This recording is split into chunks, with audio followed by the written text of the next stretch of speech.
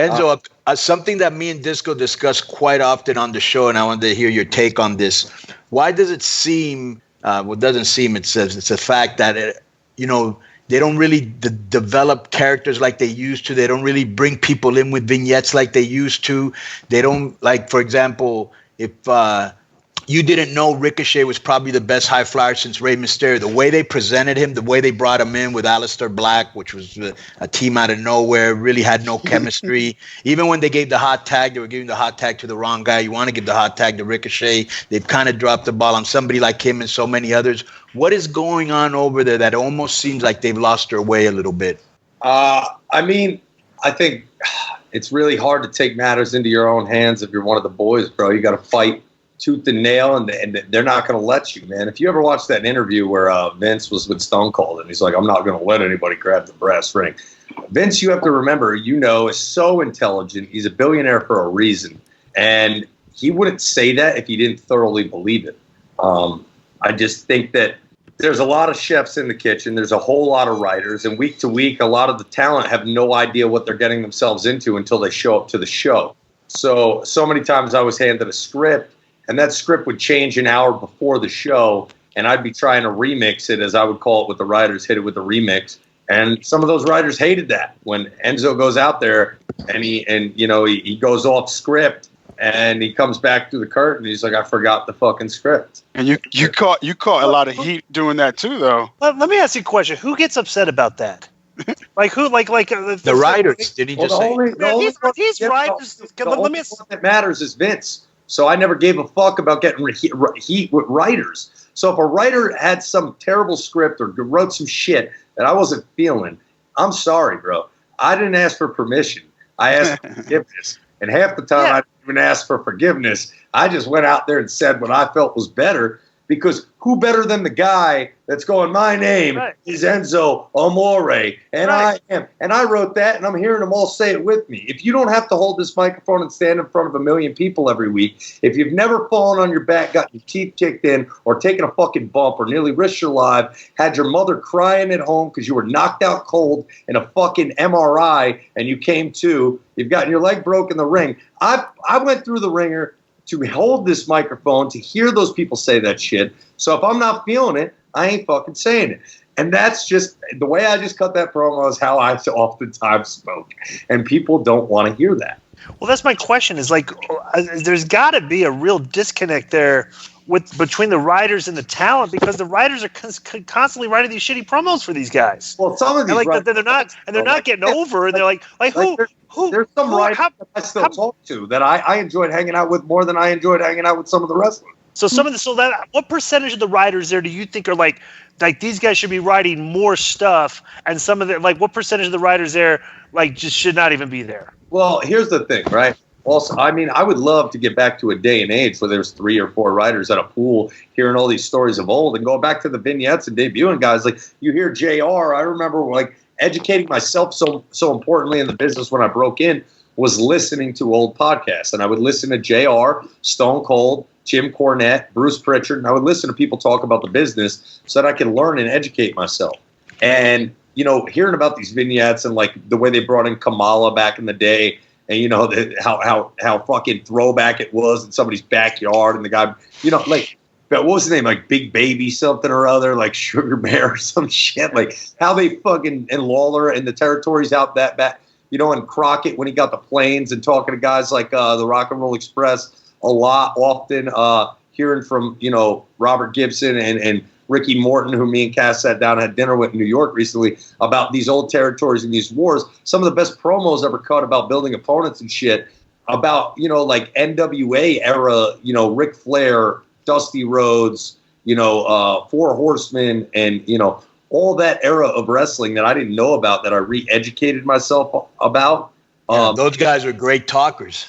They talked up opponents, and they built up, look at the Weaver Lock promo by Dusty Rhodes. The shit he sold going into that about Barry Windham, and he sold the move, if I get you in this move. But all those guys back then, like Ole Anderson, Roddy Piper, Disco, give me some other good promos from back then. Oh, Macho Man. Terry Funk.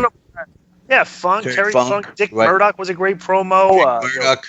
Cornette was one of the big. Right. There were so many great like Hall of Fame talkers. Yeah. This is the one thing that I find is like we always have Meltzer. We have Meltzer on this show every once in a while, but this is where I think pro wrestling. Meltzer, man. He hasn't thrown out an accurate report about Ring of Honor invasion yet. Shout out Dave Meltzer. Listen to this. It's like Meltzer's like pigeonholed into like we rate the matches, scale of 1 to 5, 5-star, and like that has become like the way that we judge a wrestler. My whole thing is like, why don't we rate everything that everybody does? Why don't we rate the promos? Why do we rate the vignettes? Wrestling to me is always about reaction. It has nothing to do with the moves. The best matches I've seen are the John Cena matches for the past 5 to 10 years that I've watched. I mean, he's getting the best reactions. Unless you're in the ring, in the arena, hearing him call a spot from the apron and why he's calling that spot because you're listening to the crowd and how they're reacting, the guy has a recipe. You can hate it. You can't see me, swing, duck, fucking pick a guy up, all that bullshit. That recipe works. Yeah. Is it for everybody? No. I mean, you could sit down and go through. I mean, look at the shit y'all were doing, and especially that cruiserweight division and all that Rey Mysterio, fucking Juventud, Chris Jericho, the spots, and there was just a difference in the artwork. To me, WWE is World Wrestling Entertainment, and the reactions are king. And whoever gets the best reactions has the best match. That's the way it should be. And then that's why the top guys have always been top guys. Like regardless, like there's been like this groundswell of like the internet darlings that like think these guys don't know how to work and they don't do enough. But like, bro, if you don't have to. No, man. That's my thing I want to ask. When you're down at the performance center, okay, who there is teaching you guys? Dusty had him. How to be stars. Well, Dusty Rhodes was holding Enzo down. I am the absolute fucking anomaly, so to say, in wrestling because I came in off a YouTube video and fucking got thrown into the fire because that's what I said about politics. I didn't politic because I can never explain to people what it's like to be Enzo. The first time I was ever on TV, John Cena's backstage asked me to go into the dark segment with him.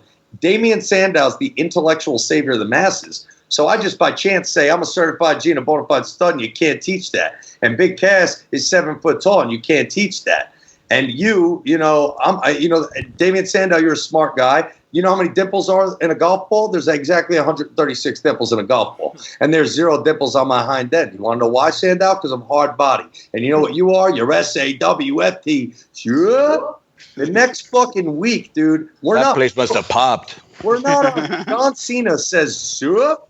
The whole crowd repeats "sup." The first time I'm ever out there in a dark segment, I just debuted that day, and Big Cass had never even been on TV before.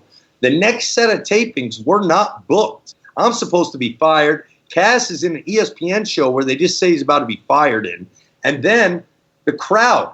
I remember that show. The whole taping, the crowd is going, "Shup, shup, shup, shup." So they come up to us in the dark segment. Ryback's supposed to cut a promo. He's the reason why the house is there because he's running hot with John Cena in a program.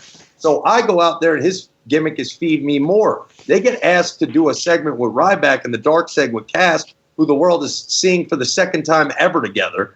And I have had 0 matches at this point under my belt. So I go out there and I do, you're going to the local, any of you girls out here, like meatheads, you got a real cheap date in the ring right now. All you got to do is take them to the local buffet. Feed me more, feed me more. Then we just rattled off everything on the buffet menu and said, how you doing? How you doing? How you doing? Now we got the whole crowd spelling out soft and saying, how you doing through 2 dark segments, having never been on TV together yet. The next time we're on TV together, the crowd pops huge, and the people who are at home watching on Hulu and in the UK are like, who the fuck are these guys that the crowd's popping for they've never seen before?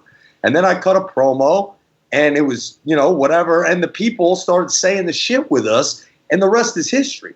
I went out there in front of fucking 30,000 when I debuted, and they all spelt it out with me. And Cass, I've never not known what that life was like.